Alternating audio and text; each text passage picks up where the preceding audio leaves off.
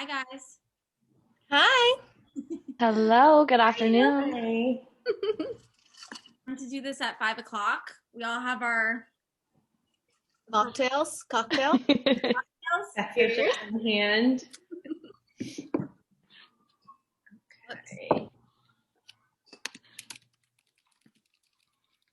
All right, let me launch a poll here, and then we're just going to give people a couple minutes to log on. But while we're waiting, you can start voting and just reacting to our poll.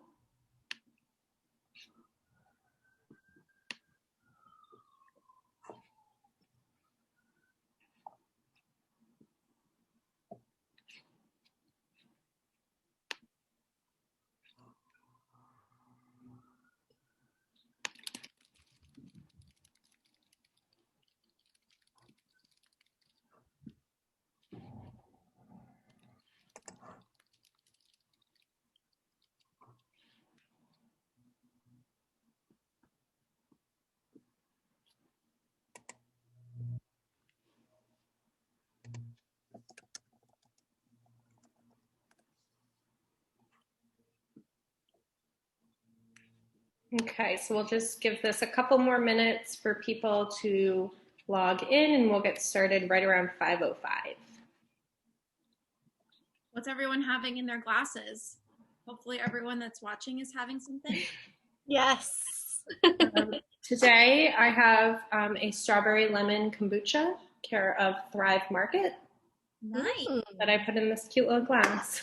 Awesome. I also have kombucha, new flavor to me today, Island Mango. Oh, Ooh. delicious.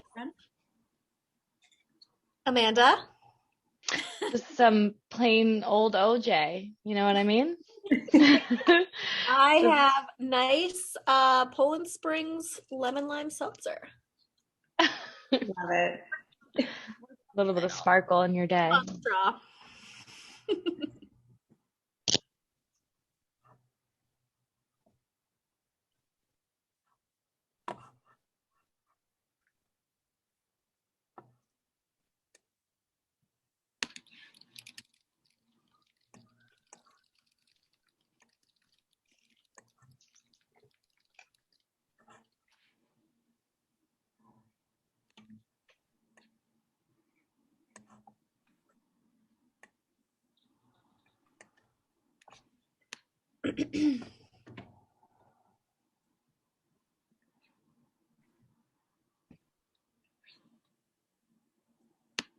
Okay, so it looks like people are still voting in the poll and just letting us know where they are in the planning session. But I think it's a good time to get started. If more people join us along the way, that's great. So hello, everybody. Welcome. We're so happy to have you here this evening. My name is Lindsay Shaktman. I am one of the planners with Mavinhouse. I am based in Portland, Maine. I previously was based in Brooklyn, New York before moving back to New England. My background is in catering operations and catering sales, as well as venue sales. So I have a pretty good background and understanding of everything that kind of goes into a wedding from the logistical standpoints and the base of it, building, catering teams and catering concepts, and all the way to venue executions. Which is pretty exciting. So I'm joined today by all of the Mavinhouse team members here, a little bit of just a elevator pitch per se about Mavinhouse. We are a modern event planning firm specializing in celebrations that feel super personal as well as distinctly unique. We plan everything from weddings, corporate events, brand events, intimate gatherings throughout New England, New York, all the way across the country. So we're really going to be working with you to make sure that your celebration is a reflection of you and what you want and who you are as a person. So I'd love to pass it off to Sarah, who will introduce herself and talk a little bit more about Mavinhouse. Yes, thank you, Lindsay. So I'm Sarah. I am our planner based in Newport, Rhode Island. My background is in event design. So before I was a planner, I worked in primarily tented events, doing lighting, draping, all of the fun decor things. So I definitely love designing with couples and telling their story through their design and their decor. Just as Lindsay said, she talked a little bit about Mavinhouse and what we do. If you're not familiar with what we offer, we have 3 distinct partnerships that we offer to couples. Our first partnership is their most comprehensive, and typically couples are joining us right after they've gotten engaged, and they're looking to bring on a partner to help them with everything from their venue search, which we'll be talking about today, all the way through the production of their day. Our second partnership gives you that same access to a full service planner and designer, but we join you in your planning after you've maybe already chosen your venue and possibly a couple of key vendors. And then our third partnership is more primarily for a couple that has booked a few of their key vendors so far, and they're feeling a little stuck and just don't know how to bring everything together, and they want someone to just make sure everything runs smoothly. So we will join them at that point in the process. And then just to kind of touch a little bit on why we're having this conversation today, we really kind of as a team, we're pooling some of the conversations that we're having with real couples, and we found there was a need to discuss this and to talk about the process of booking your venue and really understanding how, making that initial choice and that initial place to be and making that investment will affect the rest of your plans. So we wanted to just chat through some different areas today and hopefully help some people that are in that part of their planning process and give you our 2 cents.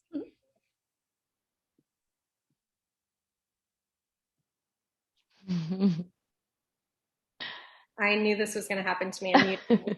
A couple of housekeeping rules. You'd think after a year of doing Zoom things that you've got it figured out, but no, it will catch you.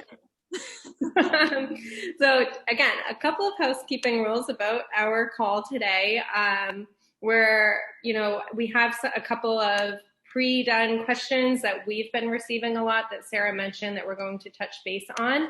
But again, if you want to, ask us any questions, please feel free to just chat us. It will come directly to the panelists. So no question is off the table. We'd like for you to be as open as you would like to, and we're happy to answer any and all questions. And after today, you'll get to know us pretty well. You can feel free to follow us on social media. I know that if you signed up for this early on, you received all of our Instagram handles sent to your inbox. But you can also schedule a free consultation call with us through our website, which is just www.mavinhouse.com. So feel free to chat us, and we will jump into Ashley giving a little intro. Hi, guys. I'm Ashley Tangerini. I am the North Shore based planner for Mavinhouse. A little bit about my background and history. I started as an event manager and worked at a venue for about 10 years. And then I've been working for a catering company for the past 6 years. So I have a couple different perspectives when it comes to planning. And I've worked all over the North Shore and tend to focus a little bit more on private home tented weddings, and, the North Shore based venues around here. So if you don't follow me on Instagram yet, you can at ashley.tangerini, and you'll hear from me a little bit more later. I'm going to pass it off to Amanda. Hi, Amanda. Thank you, Ashley. Hi, Ashley. So thank you. So my name is Amanda Shaktman, and I am the Boston-based planner for Mavinhouse. And I actually started servicing events out in New Hampshire and the Seacoast throughout my college career while I was getting my education in hospitality management. So from there, I moved back to Boston. I grew up just outside the area in Wellesley. And since then, I've been servicing weddings in the city specifically. So I was a sales manager most recently with Longwood Venues. They own Alden Castle and the Stateroom. And then I also worked assisting weddings and in couples specifically at the Boston Harbor Hotel before moving on to Mavinhouse. So I definitely have a very, very strong background, in budgeting and city logistics. It's a totally different environment out here than perhaps a countryside wedding or something on the North Shore where Ashley will help you. So definitely follow along on Instagram at AmandaShabbat. Shabbat.events. That's Shabbat with a CH. And you'll hear from me more later as well. But I'm so excited to have everybody joining us today. Awesome. Thanks, guys. I am going to end the poll and launch the results just so that everybody knows who else is in the room, and we kind of have a consensus about who we all are. And now, why don't we jump into Ashley? I know that you had some really cool things you wanted to talk about today, so if you want to take it away.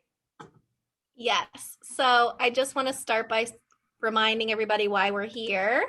We're here to talk about how to book your wedding venue. So we touched on this a little bit at our last webinar, and we wanted to kind of dive into this a little bit deeper with a full webinar all about this. As Sarah said earlier, we found lately that when we're joining a new couple and they've already found their venue, there are things that we kind of run into that we want to try to help you with before you book a venue. So the biggest thing that we say is before you start looking for a venue, you have to build your guest list.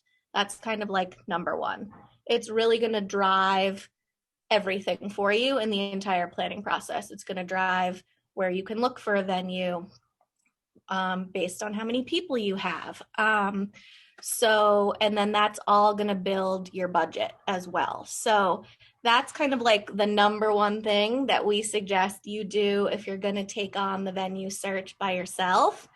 Build your guest list first, and then that will really help you know where you can look and what's going to work for you with your guest count and your overall budget. We're going to dive into some other details, a little bit more specifics, and then we're going to kind of circle back and talk a little bit more about budgets and guest counts a little bit later. So I'm going to hand it back off to Lindsay. Awesome. Thanks for that, Ashley. So why don't we head right into the Q&A? Again, like I said, we do have a few questions prepared that we thought would be most relevant for you guys, just considering what we have been seeing from our clients and people we've been talking to and having consultations.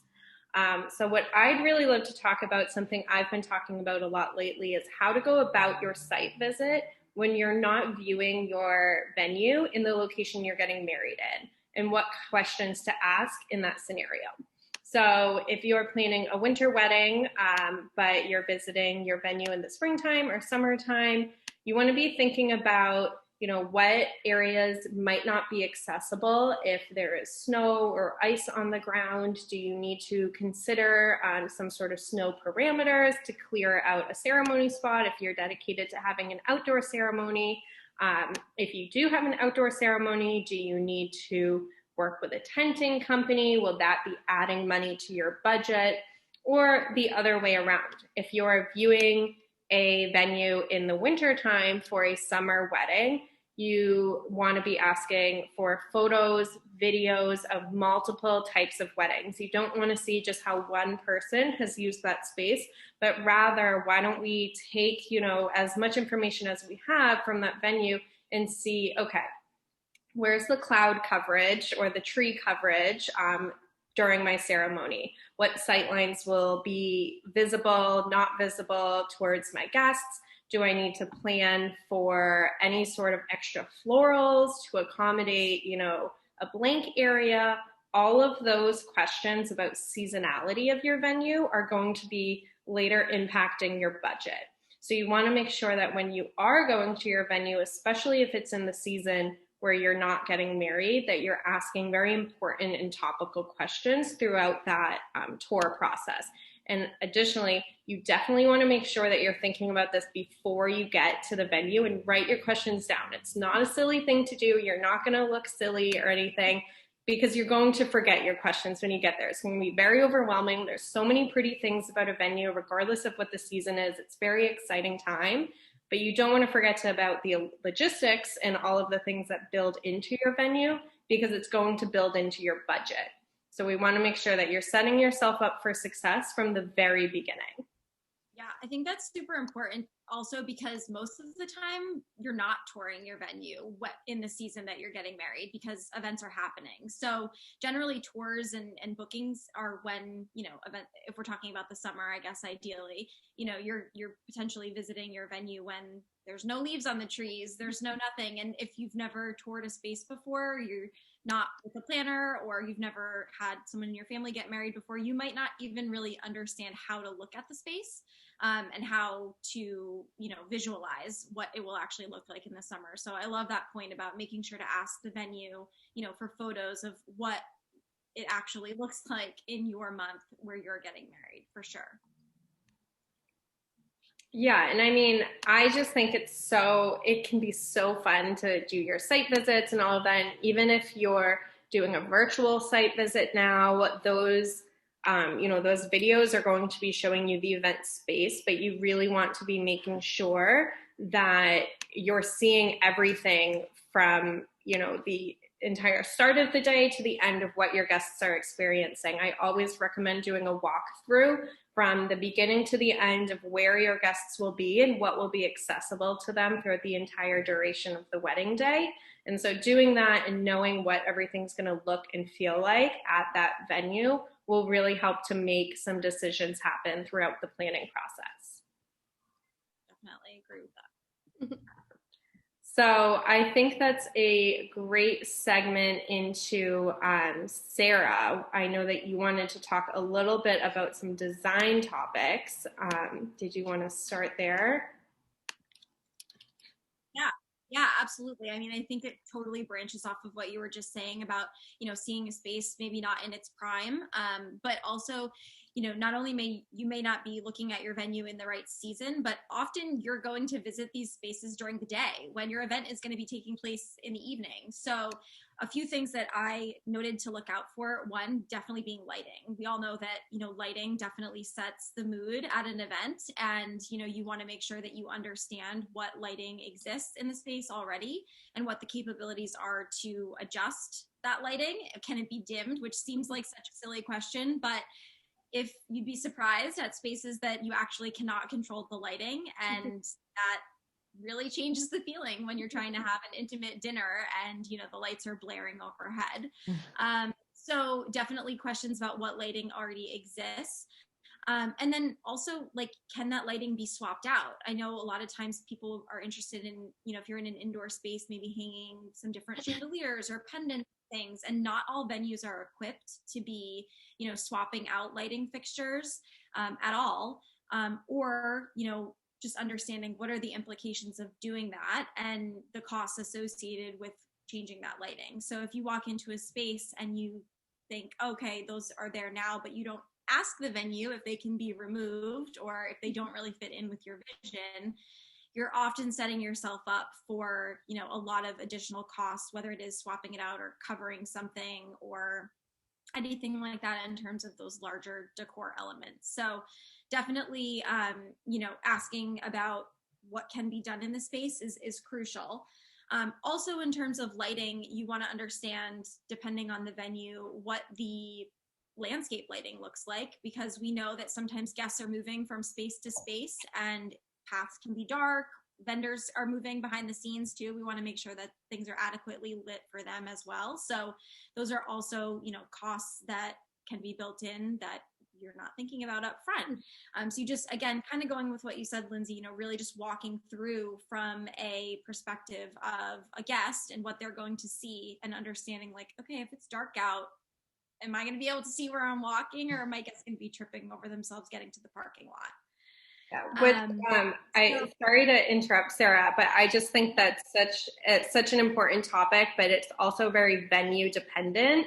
And so we just whipped together a second little poll just to get an understanding of where you guys are getting married and what kind of venue. So I'm just going to launch that right now so that we know, where you guys are in the process, and maybe we can get a little specific about what may, come into play with that type of venue.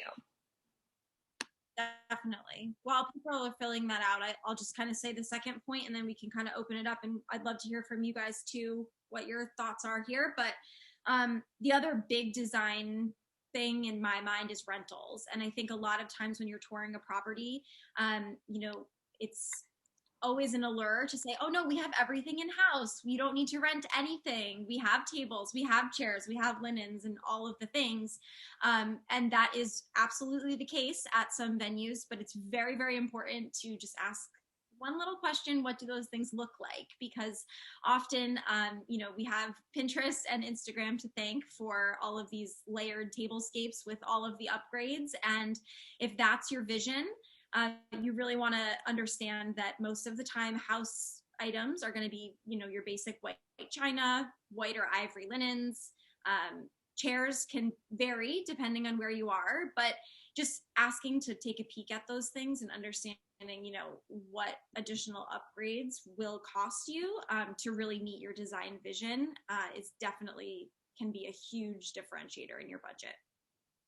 I think the other thing too, talking about design is asking the venue, how much time do you have for vendors to come in and set up? Because that can be, a factor in what you're even able to do that day with design. And if you are thinking of an elaborate, floral chandelier hanging from the tent, the time that you might need to have that happen could also be an added cost, setup time, breakdown time. So it's good to kind of ask how much time you have, before you kind of get into it and get your hopes up. And Definitely. Yeah, or even just like the cost for, like just adding extra time to your rental. If you are really dedicated to doing this beautiful design installation, do you need to rent it for a half day before? Do you need to add on an earlier, load in time? And all of that is going to come into play and be important when you're building out your budget. Absolutely. Something else to think about too is if the venue does come with add-ons such as uplighting, those can sometimes be negotiable. You don't always have to pay full price for what the venue is offering. You can always ask, hey, I really love this date, but the uplighting, it could be an additional charge, something small. It's always worth asking because you'd be surprised about how much can be thrown in, to really seal the deal. And you could be, that little bit could just make the difference for you. But the point about adding on time is huge. Like bistro lighting, for instance, like you think about your quote for the bistro lighting, but then you do also need to consider how that production will come to life, and the costs of that, because the venue does have tours that they need to cater to and other events that happen throughout the day. So that's definitely a great point. I think that makes a lot of sense for where you are too in the city, where like venues are kind of turning over a little faster versus somewhere where it's a tented wedding, have the luxury of more time, or you're at a private home or something. But even historic locations like the mansions here in Newport, I mean, you have very, very minimal time to do anything, like an hour and a half before the wedding starts, we're flipping the space. So it is really important to know those things up front so that you're not disappointed later on. Mm-hmm. Even a half hour can be charged, but even a half hour can be complimentary. So definitely come prepared. So I'm just reading the results here about where you guys are getting married, and it looks like we have a couple of people who are other, which I'm curious about what that could mean. So please feel free to chat about what that means. And also we have some unique tented venues, a private home, and some other options here I'm seeing. So oh, we have a barn wedding. Oh, I love those. I hope it's in Maine. They're so pretty. So that's interesting. I am super intrigued by barn venues because that can mean that you're getting married in spring or summer, because barn venues have a lot of historical value put into them oftentimes, which means that you are not allowed to insulate them. So you want to be thinking about your guests' comfort in terms of when you're at a barn venue, which is certainly something that needs to be added in. Of, are you getting in? Can heaters go into the barn? Is that even allowed, or do you need to offer your guests blankets or anything depending on the time of year? So that's super interesting. question here, I actually know what venue she's referring to, so I can speak to this one. I just visited it myself. And I think there's a lot of questions that can come when things are under construction. I mean, first, of course, is the timeline of when things are going to be done. But I think going back to what you said, Lindsay, about just requesting photos and just asking them for updates as the construction is continuing so that you can understand how plans are developing. But I think also, a lot of the questions that we just mentioned about the rentals, and about lighting, like those, they definitely have plans for all of those things. So even if they aren't physically there yet, you can definitely still be asking these same questions, like, what will this be like? What are your plans for putting this in? So that kind of what the final product is going to be. And just stay in contact with them and ask them for photos so that you have a full understanding of kind of how things are progressing, for sure. Yeah, timelines are the scariest thing when it comes to renovations and constructions. We all know that those can really have a nice long buffer. So definitely keep into account the timeline and how close their construction is set to be completed versus your specific wedding date. Also asking questions like, okay, so I understand the venue and all of the guest facing elements will be completed, but what about the parking lot? There's always things like that are sort of pushed towards the end of a project and aren't considered, a huge deal at the moment. But when it comes to your event, you don't want to have a full, beautiful venue, but there's still scaffolding on the side of the venue, or there's fencing outside because they're still completing landscaping. So having a full picture of the status when it's projected, and then also having that kind of plan B in mind should this not come to fruition in your timeline, staying on top of them because they're going to learn information about renovation timelines pretty much just as when you do. So it's super important, if that's the case, to have a good relationship with your venue contact and making sure that you're staying in touch. Yeah, for sure. And I know in this venue in particular, there's a catering company that is running it. So I know that you'll be in good hands for sure.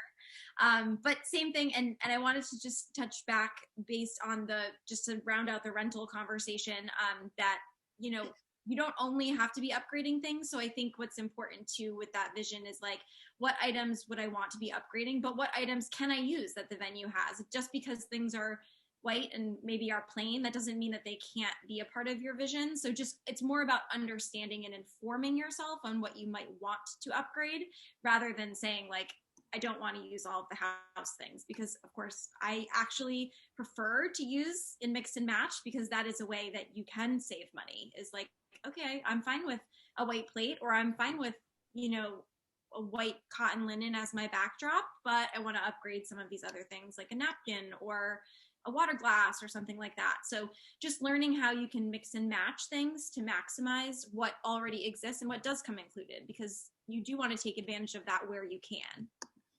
Absolutely. That's great. That's a really great point to add, especially because venues will include things. And if it is something that's more like, china or flatware, things that then have to get cleaned afterwards, the venue's just doing all of that. And you don't need to worry about any sort of extra rental insurances being added on that will often come with, especially what I'm seeing now is increased COVID cleaning fees from rental companies. So I don't know when those extra fees will go away, but that is something that I've been seeing with certain rental items from outside rental companies that venues aren't really doing right now. But speaking of, true traditional venues, I think it's a great time to kind of pass it over to Amanda, who is our city venue expertise here. So Amanda, why don't you take it away? Yeah, so when we talk about city venues being a little bit more traditional, I think it's just due to, the hotels in the area, and you think of a more kind of classic wedding. So that being said, you don't need to just consider the venue itself, but the environment around the venue. So, you're looking for, let's say, a mansion wedding with, vast greenery and lawns. Okay, well, where's the closest hotel accommodation to that? And, you were planning on doing a rehearsal dinner with as many guests as possible. Can that be held anywhere other than where your reception's being? So, examples like that as to why the environment plays a huge factor in not only just the guest arrival and the flow of your event, but also your budget. So, kind of jumping off of Lindsay, what you were talking about in seasonality, that plays a huge effect. I know not only in the city, but elsewhere in terms of, off-season pricing and then on-season. September, for instance, you can consider that a very popular wedding month. Okay, well, here in Boston, we have so many universities. Everyone's moving in on the first week of September. Parents are visiting, and hotels are completely booked, and then the prices are inflated. So that's a huge factor when you're considering the dates that you're looking at and the location. Here in Boston specifically, just for instance, we have like the Marathon, Pride Week, and like I mentioned, those move-in dates. And all of that will just completely inflate pricing. And also will increase traffic as well. If people are flying in, their airport tickets, their flight tickets might be more expensive. Finding an Uber just to get to the ceremony could be difficult as well. Something to consider is a Friday wedding too. You have to think about rush hour and how that might affect your ceremony time. But moving on to sort of other things that might affect your budget when coming to the environment is the accommodations. So, you might find your perfect wedding venue and it's a little bit out of your budget, but you found like a great date and it just seems to work. Then the closest hotel is, a Ritz-Carlton, and you were planning on doing, welcome baskets and perhaps like a welcome cocktail hour the night before, and you were going to cover your parents' rooms. Well, that right there at the Ritz-Carlton is like a whole nother budget that you're now forming, where you thought and only budgeted a couple hundred, but your options are really just driving you to your max. So that's something else to consider is that, the venue itself might fit nicely, but when you think about the whole picture, it could be out of your budget. Or perhaps out of your aesthetic. You have the perfect venue, but the hotel or the brunch location just doesn't seem to match. You have to consider the entire flow of the guest arrival and how they feel. And then finally is kind of thinking about oh, I'm sorry. I already chatted about what off season would look like, but I did want to mention that a lot of people tend to think that December they would perhaps get like a lower price site visit, site fee. But December actually tends to be one of the more popular months, especially with holiday parties. They're filling in those popular weekend dates that would be ideal for a wedding. So that's something to consider as well in terms of seasonality. Lindsay just branching off of that. But the atmosphere of your venue completely changes the pricing, not only just at the venue, but at the surrounding restaurants, etc. So that's definitely a huge key when you're thinking about your entire wedding weekend. Yeah, I'm thinking about if you want to take care of some of those things for guests, like I know you mentioned like if you wanted to take care of your parents' hotels or things, but even transportation, like understanding how far your venue is from hotels, but also like travel from airports. I know some people like to include shuttles for people coming into town if it's a destination. So just understanding the implication of getting your guests to the actual venue location, if it's something that you want to host, I think sometimes can get overlooked and is an afterthought. And then you realize, wow, transportation's more expensive than I thought it was. And so that can kind of add up quickly too. So I love that point about just like understanding the surrounding area, because I think especially, now we're seeing a lot of venues pop up that are kind of in the middle of nowhere, like that the nearest town that is kind of a hot spot is 30 minutes plus. So it is something to consider if you're not in a place like Boston where you're right downtown, or Newport where, there's bars and restaurants and hotels everywhere. It's just a whole added layer that, can definitely impact your budget if you are wanting to host your guests. Yeah, and we just got a really important chat actually to us noting about hotel check-in times and the distance to the venue is that if your hotel has a late check-in, it's 4 o'clock and the ceremony's at 5:30 and it's a little bit of a distance, that might not be enough time for your guests to get into their hotel, check in, who knows if that check-in's actually going to be a little later because the hotel's running late, and then do a quick change and shower and turn around and get over to the venue. And if you have so many guests arriving late, your ceremony's starting late, it's like this whole snowball effect. That so you definitely want to be looking into the check-in times, just like this wonderful and smart panelist said to us here. So we appreciate that. Yeah, outside of the budget too, like, oh, the nearest hotel is only a block away. Definitely take that walk. What are you seeing on this walk? Is it alleyways and, is it not cute? So it's definitely important to be entering and taking all of those routes that your guests would. And yeah, certainly timing them as well. Especially on like a Friday, for instance, or a Saturday, knowing what the traffic looks like on that day will really help you make your best judgment when booking your venues. Absolutely, yeah. And I know that even, outside of cities, back when I was working in catering, I worked on the North Shore of Massachusetts, and we would always have to warn people, I'm sure Ashley knows about the Topsfield Fair, which is an event that comes in every year. But I also know that Sarah in Rhode Island has, had difficulties because there's this big sailing regatta that happens every year. And it's just like an influx into the hotel scene, and a sailing regatta in Rhode Island is not something I would personally know about. A county fair in Massachusetts is not something anybody who didn't really grow up in these parts would know about, but there are real implications into the travel logistics and the timing of the venues and the wedding weekend. Yeah, Salem in October, that's a tough one. There's great venues in Salem, and October is a popular month for people to get married on the North Shore, but to be able to stay in Salem in October, it's going to be extremely expensive if you can even get a hotel, and there's going to be quite a lot of masked, dressed up people walking around the streets of Salem. So those are, the things that you might not think about, but having a planner on your side that kind of knows the ins and outs of the area can definitely help you with as you navigate through this. Yeah, and if you don't have a planner, in Newport, there are many, many large events that take place throughout the summer. There's jazz festivals, folk festivals, all of these things that typically, of course, attract a very large number of people. And Newport already is an expensive destination, in the summer to begin with. And, you really need to think about how you're going to move your guests around throughout the weekend. And you need to think about where they're going to stay and how they're going to get to each place if you're having multiple weekend events. And avoiding those weekends is something that I'm always telling couples that are interested in getting married in Newport.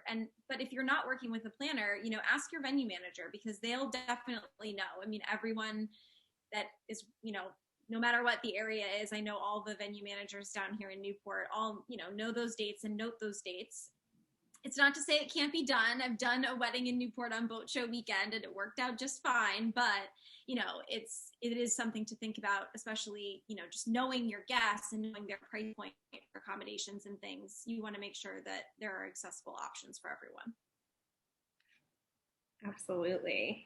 I think it's also interesting to just talk about when you're receiving per person budgets from venues and vendors.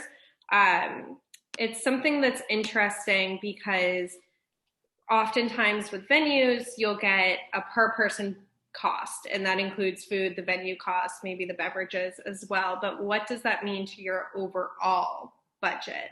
It can be pretty interesting to kind of understand that and start picking around the pieces of like, okay, if the venue's charging me, say, $200 per person for food, beverage, and the rental would be the plates, the china, any sort of extra accoutrements that have been included.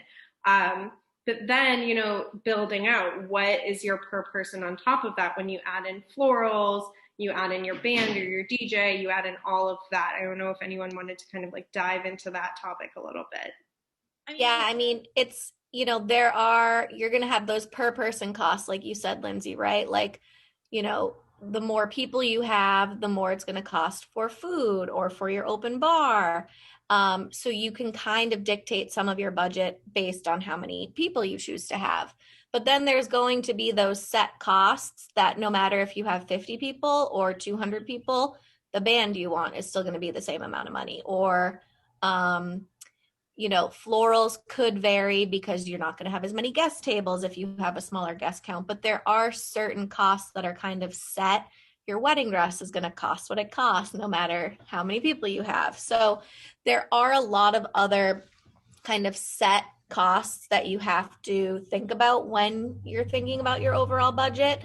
And it's going to vary from venue to venue. So, you might be looking at a venue that, let's say you're looking at a hotel in the city, and maybe it's a little bit more expensive than you thought you wanted to spend on the rental and the food and the bar. But thinking about the overall total budget, your guests can stay right there and you don't have to pay potentially thousands of dollars for transportation for people. So, if you are in need of help kind of creating a sample budget, you can reach out to any of us here at Mavinhouse and we can kind of help you and walk you through what that might look like if you're looking at two completely different venues and you don't really know which way you want to land. The money allocated to different categories might be very different, at each venue. You might come out to the same total in the end, but sometimes people, food isn't important to them and they don't want to spend the minimum that a caterer might require at some venue because that's not their top priority. So there's a lot of things to think about when looking at your overall budget, but we can absolutely help kind of pull all of that together for you and show you how that might look for you. Yeah, and I was gonna. Oh, sorry, Sarah. Go ahead. Okay.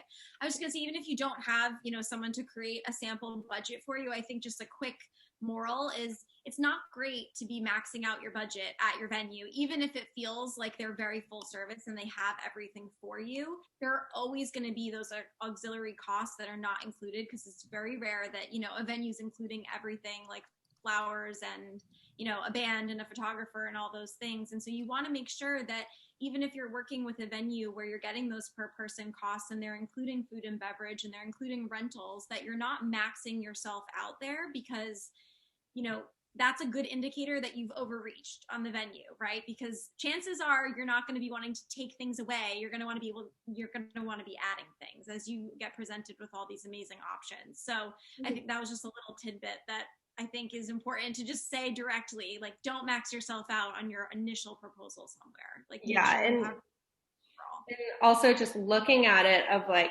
what are you excited about? I know we've kind of touched on this, if you're not excited about catering, but you're very excited about flowers and you have, whatever your whole chunk is, maybe your scale is going to slide more and you're going to do a venue that requires a lot more decor because you're very excited to design a very beautiful, unique occasion. So you're going to do a blank slate venue, which might come in at a little bit less, and then you're going to have a big design budget and then maybe a smaller, entertainment budget because you'll just do a DJ, you won't do a full, 10-piece band, whatever it is. Then there's somebody who wants to go to the same venue, has a lower desire to spend a lot of money on design, so same venue cost, smaller design cost, wants to do a huge band, big production, lots of entertainment. That same venue, it could be the same exact budget, it's just being allocated in totally different ways. And that's because you just have different priorities from person to person, and where you want to spend your money is just totally different, and it's totally up to you. So I could say, industry standard, spend this percent on this and this percent on that, but it's totally per person. So I would say what you want to do is start shopping around on venues and just see what's included. what are you excited about? Are you really excited to talk to a florist back and forth for months and months and really put together a full scoped design plan? Or is that just like totally not interesting to you? It's all going to be something you should take into consideration when you're choosing your venue and how much you're spending on your venue.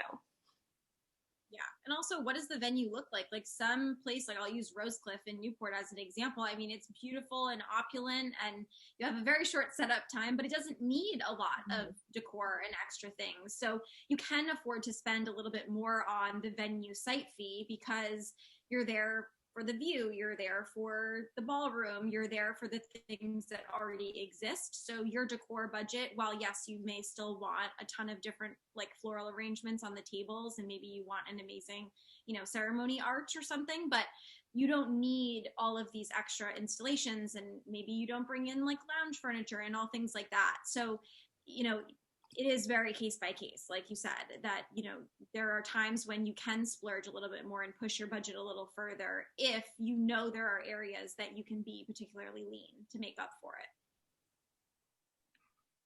And I think too, it's like knowing a little bit what your style is and like the vibe you're going for when you're going into looking at these venues will help, with your overall budget in the end. If someone said they were getting married in a barn.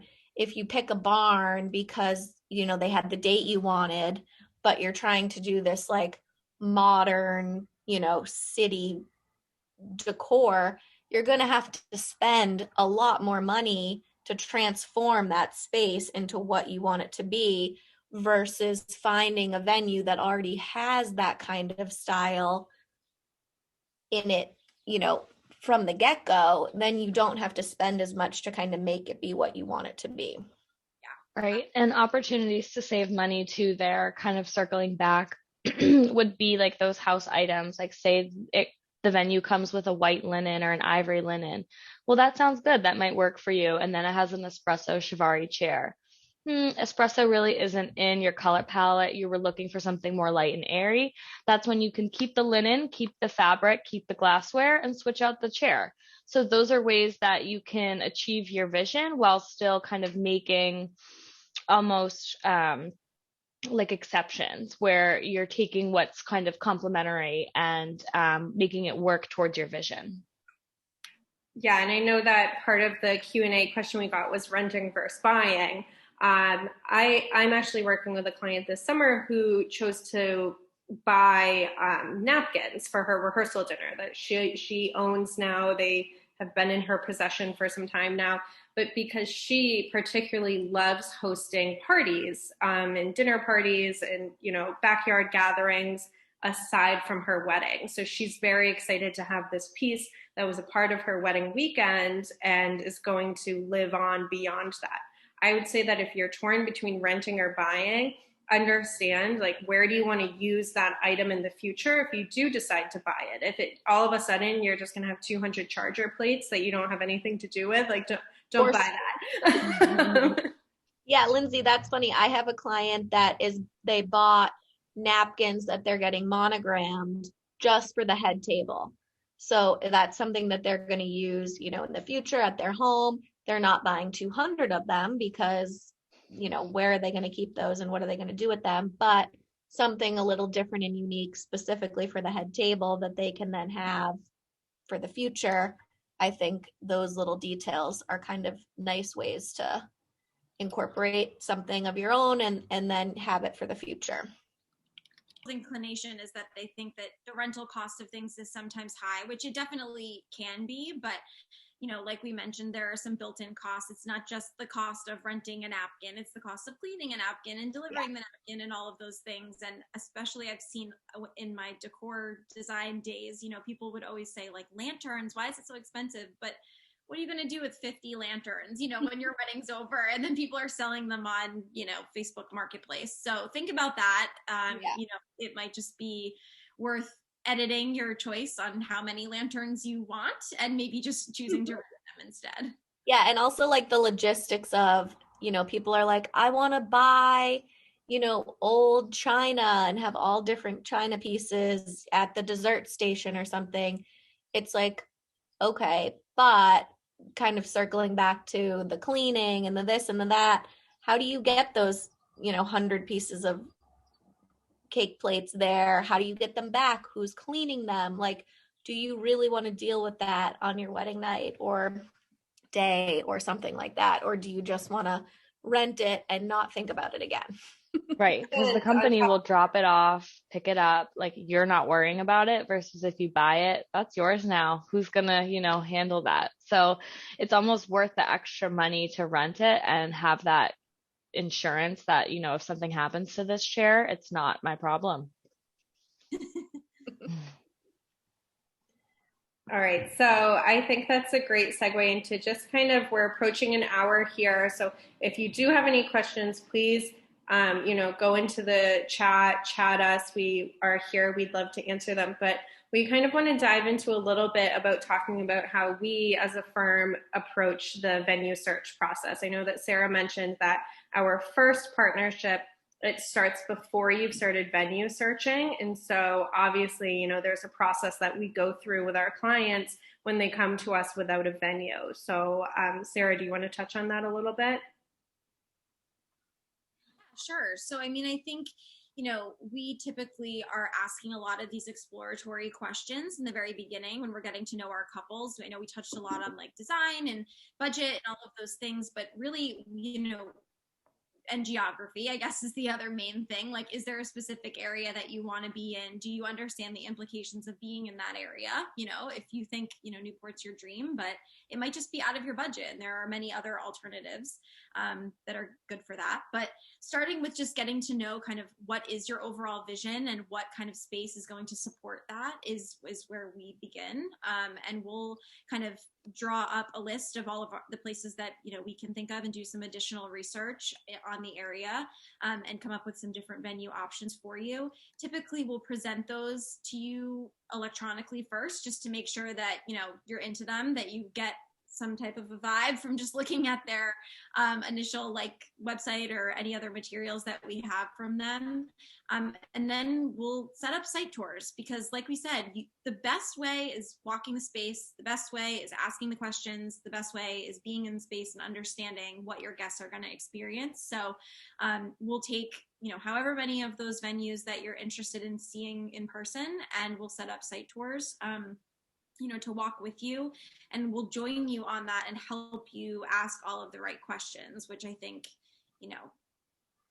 is probably the key to all of this. You can see 12 venues, but if you're not getting the information out of those tours that you really need to make an informed decision, it can be really challenging. Then you're really stuck because you're like, oh, well, they were all great, but you didn't really think about how choosing one of those will affect the rest of your decision. So really just being forward thinking is the approach that we take, and understanding and helping do some of those sample budgets, because as you mentioned, Lindsay, they can be so drastically different, even just from venue to venue. And price isn't the only factor, the design and how things will lay out also really impacts the budget. This is probably pretty, I also like to, get the list of dates that each venue has available that we're presenting to you, and make sure that something like that is going to align with when you want to get married. So we're not taking a tour that we already are setting ourselves up to know that we don't have a date or an option available. Yeah, definitely. For sure. And looking at places where, I'm going through a venue search process right now with a client, and we're getting super personal, just about details that are important to them, asking about literally where do your grandparents live? Are they comfortable with getting onto an airplane?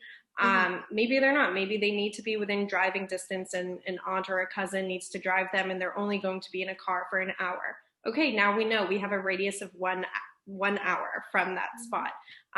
Or does it need to be within certain public transit options? So just asking all of these questions that you may otherwise not have thought about, or what is the town like around it? What if we want to make a whole weekend about it? I know we've talked about, okay, you don't want to have your whole weekend at one spot. You want to go to a hotel down the street. You want to have this option, that option.